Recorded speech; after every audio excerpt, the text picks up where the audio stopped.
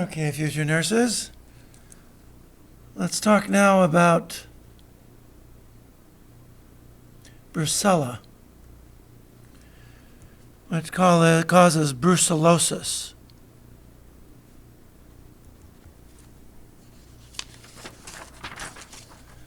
Brucellosis is a typical zoonotic infection.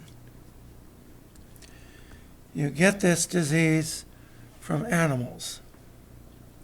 So it's transmitted usually by cattle. There's Brucella abortus. There is Brucella melitensis. This is transmitted by small ruminants such as goats and sheep. Then you have Brucella canis. Yep, you guessed it, dogs. And then Brucella suis. And this is transmitted by swine and also by rodents. So the bacteria enter through skin lesions. Also, mucous membranes. Then also by inhalation. Contaminated animal products will also pass this disease.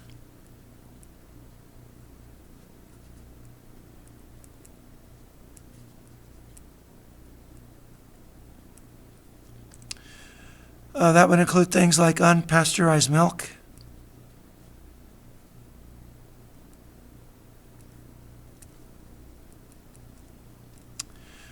cheese made from unpasteurized milk, and then, of course, undercooked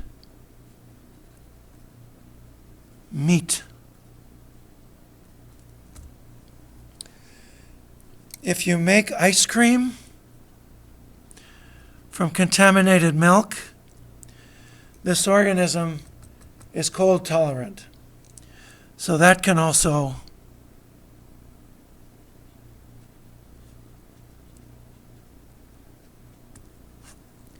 make you sick. Once it enters the body,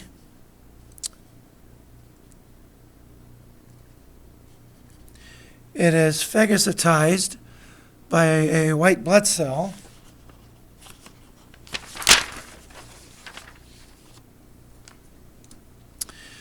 Usually macrophages.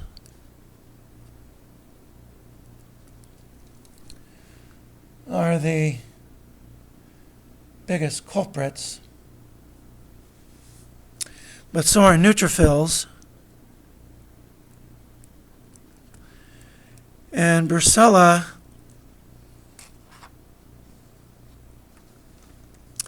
will enter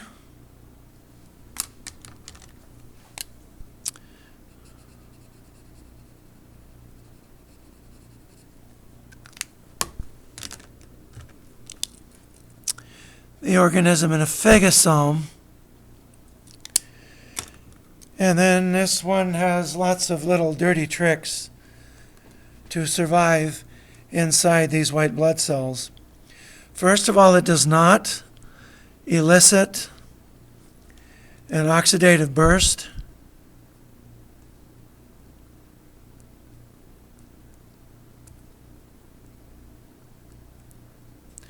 And if it does, it tends to survive the oxidative burst as well. The organism makes lots and lots of catalase. It makes lots of superoxide dismutase.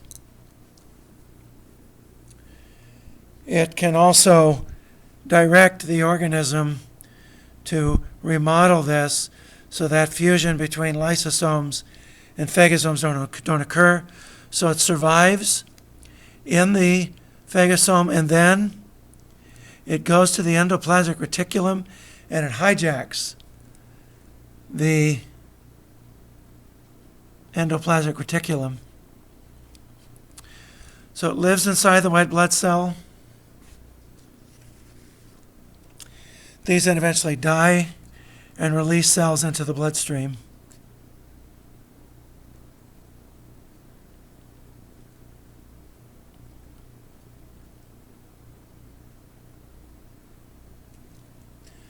So this is a particularly nasty little critter. Symptoms are usually nondescript. It can spread anywhere in the body because it has white blood cells that'll take it there, so it can spread to places like the bone marrow, can spread to the central nervous system, can spread to the bones, it can spread to the heart, it can spread to the lungs. Your symptoms are flu-like, so things like fever and sweating and headache. Off the page there a bit, I'm sorry. Myalgia, arthralgia,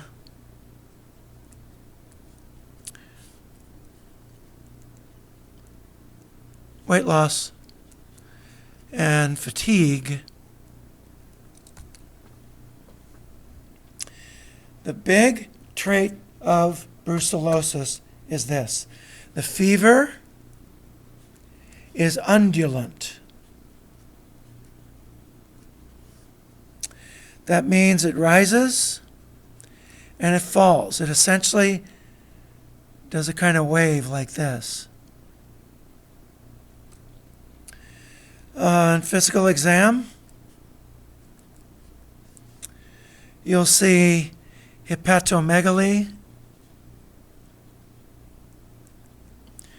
You'll see splenomegaly. And you'll see enlarged lymph nodes, lymphadenopathy.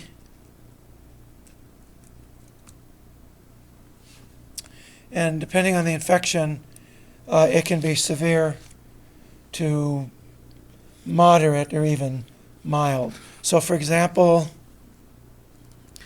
Brucella canis tends to cause a mild disease, whereas Brucella melitensis will tend to cause a severe disease. Also, you may have liver abscesses. If left untreated, you'll get bone pain, osteomyelitis, headache, fever, sore neck due to meningitis, new heart murmurs because of endocarditis. This is not an organism to be taken lightly. Unfortunately, it's often missed. So the big tip-off is going to be association with animals or contaminated animal products. So blood cultures can be very, very useful. So can bone marrow biopsies. There are also good serological tests, because these take a while. So there's ELISA tests, there's complement fixing tests. The organism is not very susceptible to beta-lactams, so the drug of choice is doxycycline.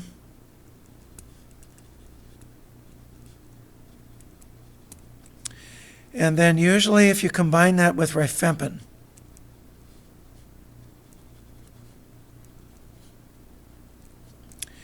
you're going to treat usually for 6 weeks to prevent relapses, because relapses are common.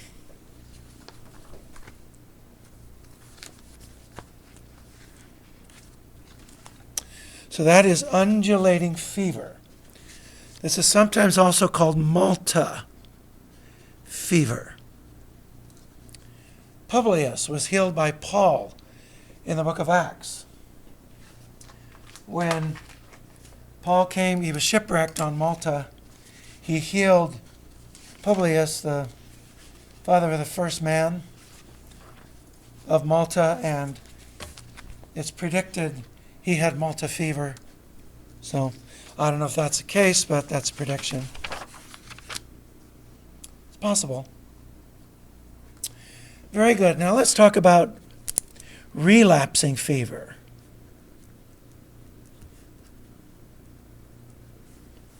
So this is caused by a spirochete called Borrelia.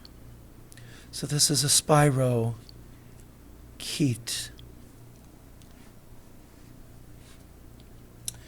So Borrelia causes Lyme disease. That's Borrelia burgdorferi. So there's Borrelia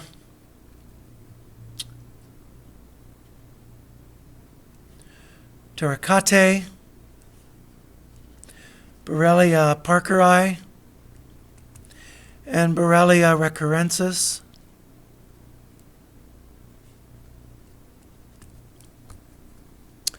These can be tick-borne, recurrentis is louse-borne.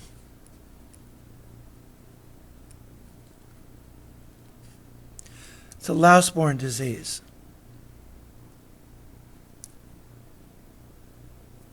Oh, you know what? There's another one I forgot. There's a Borrelia Rickettsia. These three are tick-borne. The tick and the louse-borne diseases are slightly different. Now, this organism is gram-negative, but does not stain well.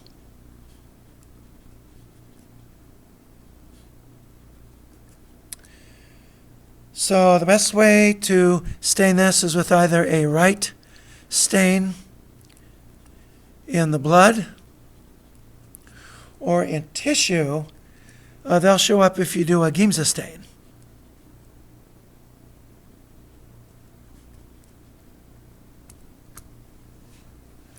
So these are motile, like your other spirochetes. Long, thin filaments. You can cultivate them, but not easily. There's something called Barber Stoneham Kelly. Barber Stoneham Kelly medium. You can also inoculate them into laboratory mice. You inject them IP. These, your average hospital is not going to have this.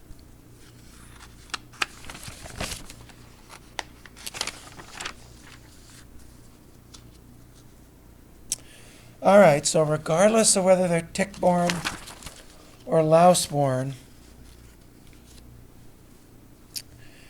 they're going to enter the bloodstream. So the lice, they take a blood meal. The organism is in the louse gut. That leaves a sore. The louse, then if you scratch the sore, because the louse will defecate near the sore, if you squish it or scratch it, you push the feces into the sore, and that's how the organism enters the bloodstream.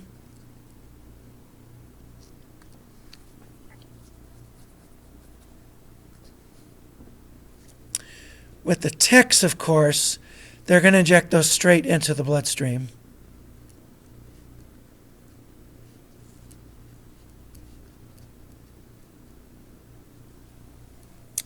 Now, these little beasts have these variable large proteins and variable small proteins that are in their outer membrane. And the organism is capable of varying them. So the immune system can't get a handle on this organism. It's constantly guessing because of these variable proteins.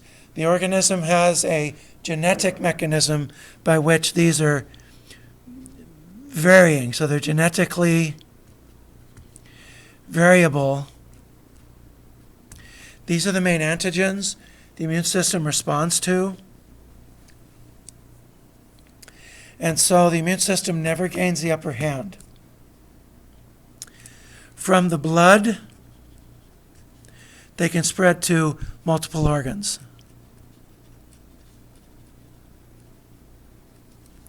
It's a particularly pernicious infection.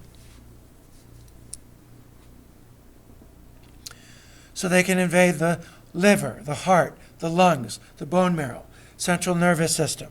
They can cause hepatitis, myocarditis, acute respiratory distress syndrome, thrombocytopenia, meningitis, cranial nerve palsies. The louse-borne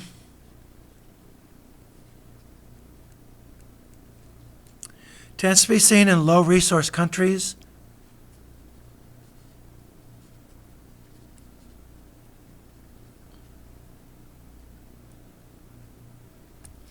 And then the tick-borne.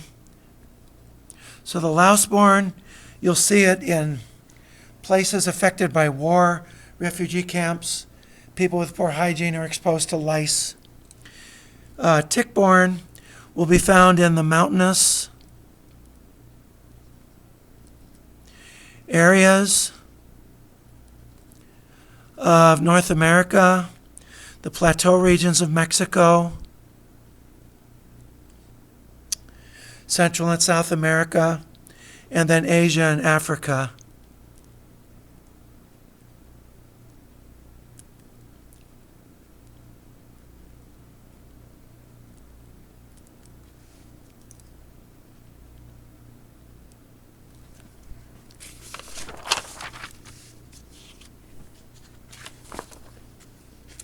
Now this causes recurrent episodes of fever.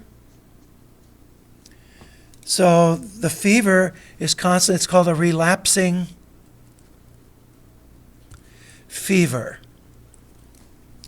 So you have these recurrent episodes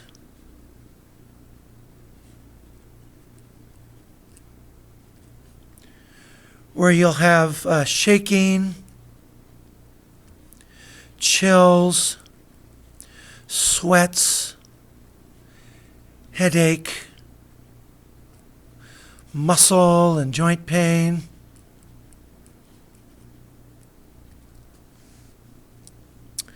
nausea, diarrhea. Then because of the fever, you'll have a so-called altered sensorium. You may hallucinate, see things that aren't there. Then this febrile episode ends in a crisis. And the crisis has two phases. Two phases. So there's a chill phase. And in the chill phase, you have a very high fever. And you may become even delirious. You may also become agitated and tachycardic and tachypnic. That lasts about 10 to 30 minutes. And then a flush phase, characterized more by a rapid decrease in body temp, and then, of course, sweats and hypotension.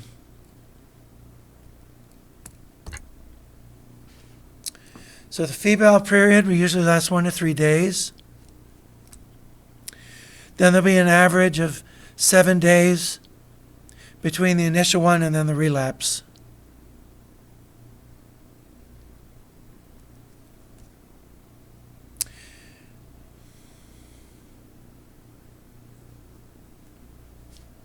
That's the case in the tick-borne. Recurrent fever, the louse-borne. Recurrent fever, it's usually 3 to 6 days. The febrile period. And then usually there's a 9-day gap or so in between the first episode and the relapse. Between the episodes, folks will have no symptoms. And then the relapse will usually become shorter and progressively milder as the afebrile periods lengthen. Complications depend upon the affected organ. It can be hepatitis, hepatomegaly, abdominal pain, myocarditis, which causes chest pain, palpitations, dullness of heart sounds, acute respiratory syndrome with shortness of breath or fast breathing, thrombocytopenia, easy bruising, nosebleeds, nerve palsies, facial palsy, loss of movement in the face. Really nasty critter. So you can identify the organism using dark field microscopy.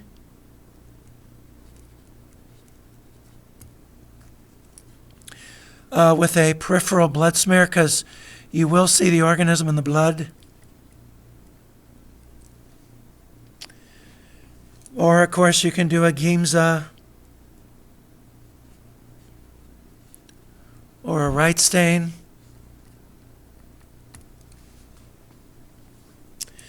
There are good PCR tests, but they're not widely available.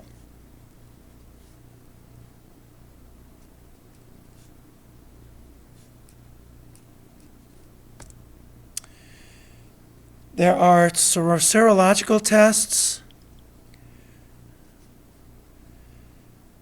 They can detect antibodies, but these will often give false positives because you get cross-reactivity with other spirochetes like syphilis, leptospira, and what have you. So serology is not an end-all. Fortunately, the organism is very treatable. So intramuscular, penicillin G,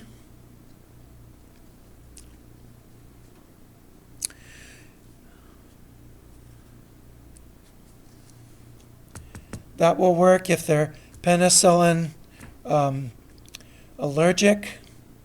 Then you can use doxycycline, or you can use azithromycin.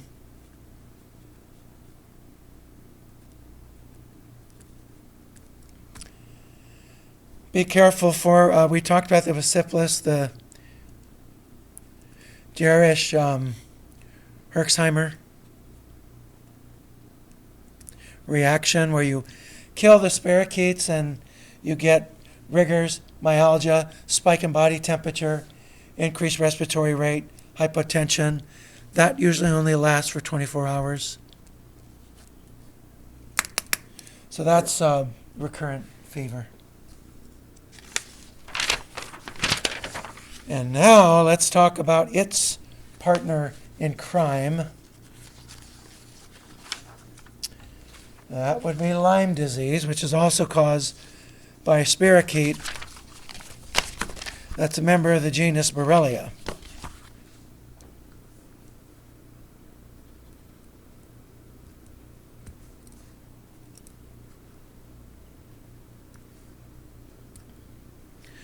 Borrelia burgdorferi.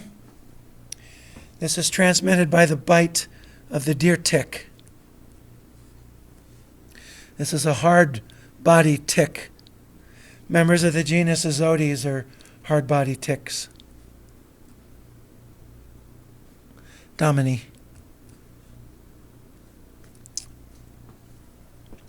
So this feeds on white-tailed deer,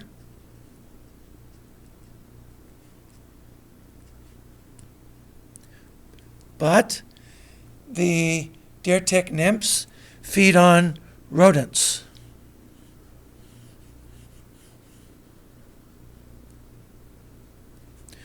So you have this cycle between rodents and the deer tick.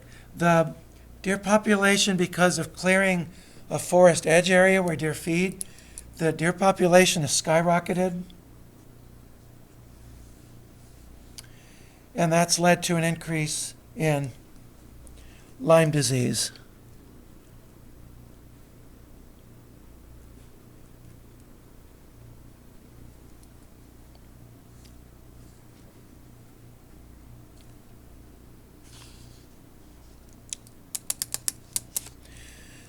These can also bite and infect horses. The nymphs are most likely to carry the organism. And that's why if you go hunting, you should always be very careful of deer ticks. When you take down a deer, you want to inspect the carcass and make sure that you wear gloves and what have you. Okay, so the characteristic is a so-called bullseye rash. A bullseye rash.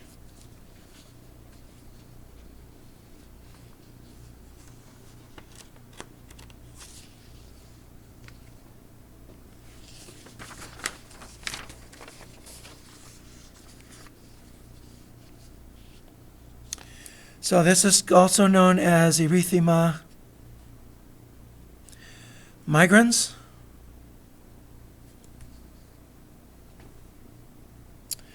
So you have the initial, if this, let's say, is somebody's arm, you'll have maybe a initial red spot, but then you'll get these areas, that fades, this becomes red,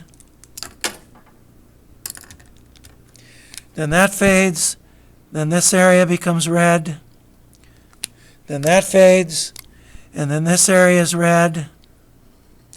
That's why, so it migrates. That's why it's called erythema migrans. You might also get flu-like symptoms during this time. Most people get this, but not everybody gets this.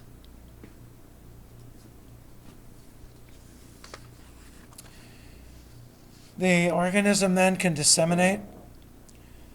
As it spreads throughout the bloodstream, it tends to hide from the immune system, not unlike the syphilis organism. And it can infect a variety of other tissues. It can cause a heart infection, carditis. It can also, because of cross reactions between the microorganism and your own tissue, it can cause nerve damage, cause nerve palsies, arthritis. Can also cause meningitis.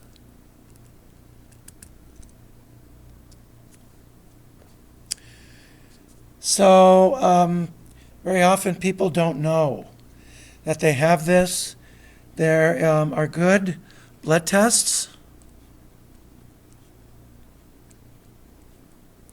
that look for antibodies against Borrelia proteins.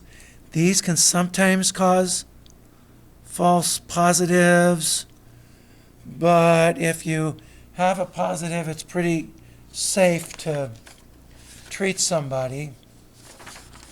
Again, it's usually a tick bite they didn't know they had. And again, the organism is very treatable.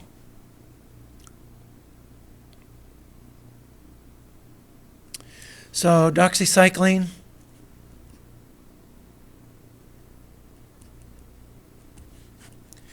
is the treatment of choice. It is possible, even after you've been cleared of organisms, you may have some persistent sequelae. Some people think it's called post-treatment Lyme disease syndrome, and it's probably due to the immune response against the organism. There's no evidence these people have the organism in their body. Some people think, well, there's persistent bacteria. They live in some sort of dormant condition. There's no evidence for that. Also, the internet is at a field day with chronic Lyme disease infection and blah, blah, blah, and buy my herbal concoction that does nothing, blah, blah, blah. So this is probably more due to the immune response to it than anything else. So polyarthritis is pretty common. So that's Lyme disease. All right. Next, I would like to talk about the Rickettsia.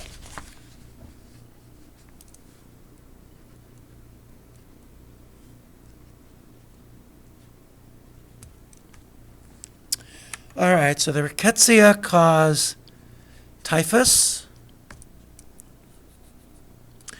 They also cause scrub typhus. They also cause Rocky Mountain spotted fever.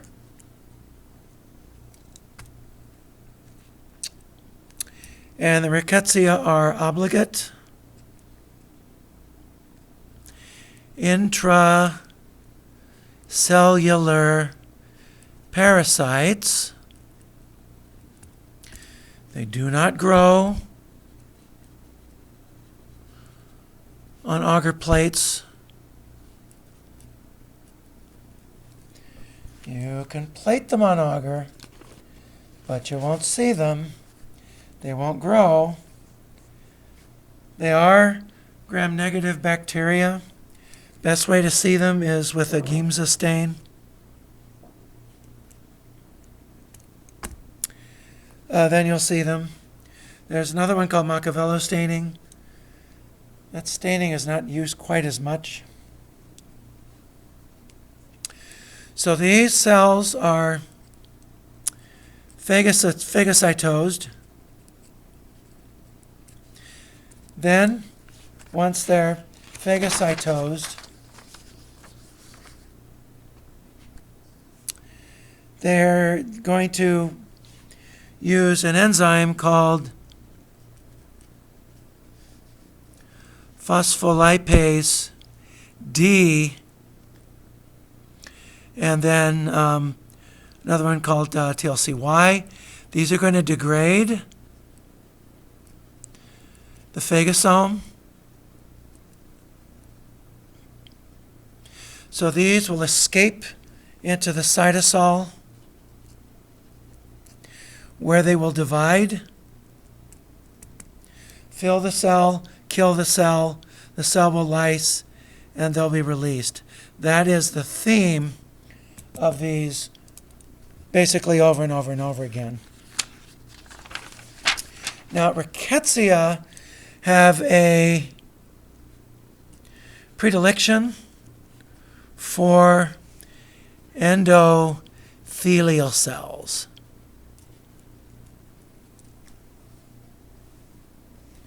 They really like endothelial cells.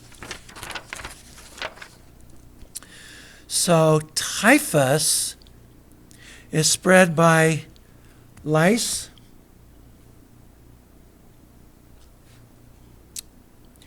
the louse bites you, it defecates near the bite, you scratch it, you pull the feces into the bite, and that's caused by Rickettsia.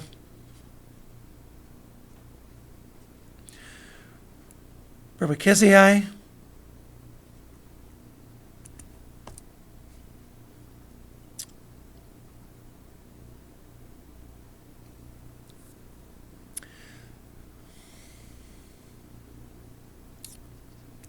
Rickettsia typhi is also called murine or mouse typhus. Sometimes it's called endemic typhus.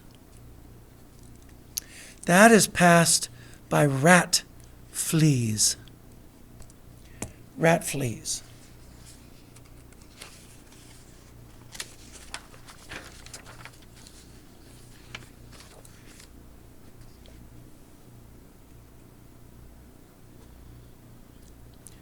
All right, so once they get into cells, they can actually move from one cell to another, sometimes at an astonishing speed.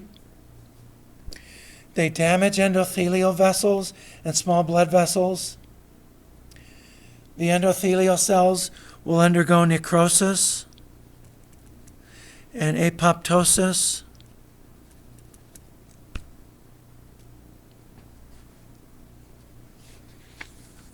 So they're going to cause a vasculitis.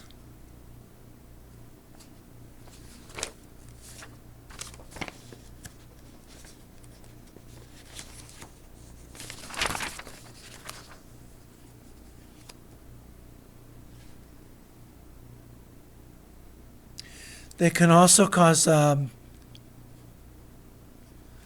thrombosis because of the damage to the blood vessels.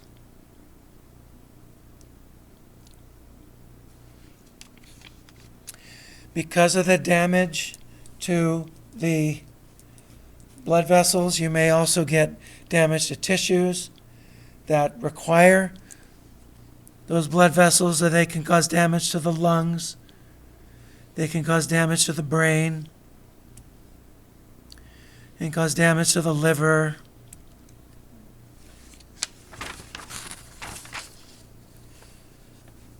Definitely one of the features of these types of diseases is, of course, the rash. So the incubation period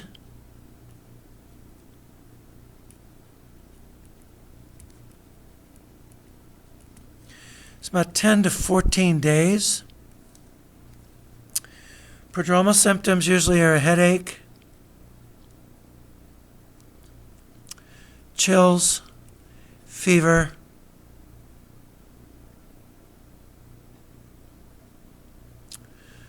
and then just some muscle aches, myalgias.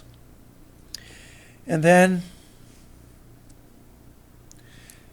after the illness begins, about 4 to 7 days later, you get the rash that is so characteristic of these diseases. Stupor and even delirium can follow. That may also be followed by hypotension.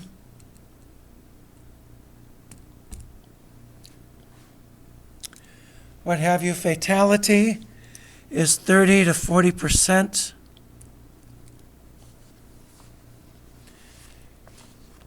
People are immune, will have immunity for the rest of their lives.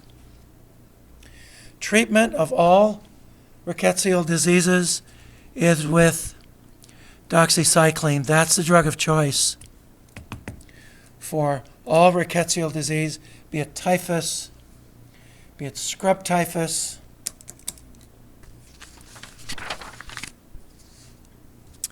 so Rocky Mountain spotted fever, it's passed by wood ticks, again, hard body, ixoid ticks. There's several ticks that can pass this thing. So there's the,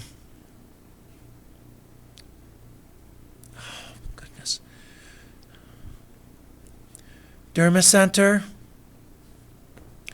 Dermacenter is the American wood tick. There's also another dermacenter, so the wood tick, the dog tick, so-called Lone Star tick, the rabbit tick, this organism can be spread by lots of different types of ticks. Dermacenter Andersoni is sometimes called the Rocky Mountain wood tick. All right, so this disease is all ticked off. Right, so incubation period is 3 to 12 days. You get the same disease symptoms as with typhus. Rash will appear usually 2 to 4 days later.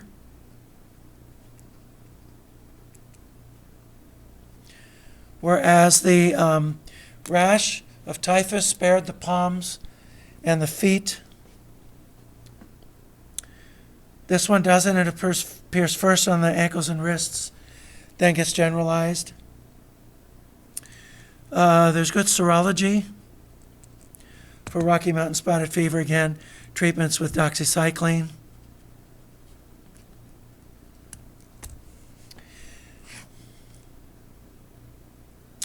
And then with scrub typhus, the disease is passed by mites.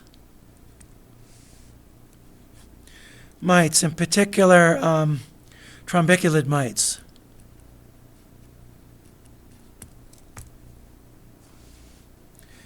This disease caused an appreciable amount of morbidity and mortality during World War II. This is not a member of the Rickettsia. It was moved from the Rickettsia. It's now called Orientia Tsutsugamushi. Kind of a cute name. So incubation period here, 1 to 3 weeks. Same sort of nausea, cough, vomiting, blah, blah, blah. 5 to 8 days later, you get the rash. Fatality can be up to 50%. Treatment is with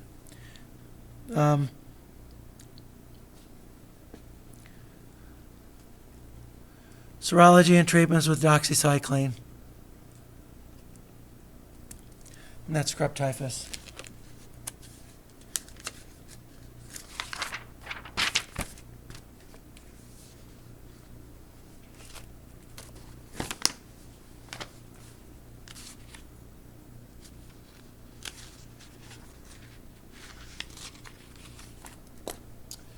I'm going to close this here and do another one for the remaining diseases.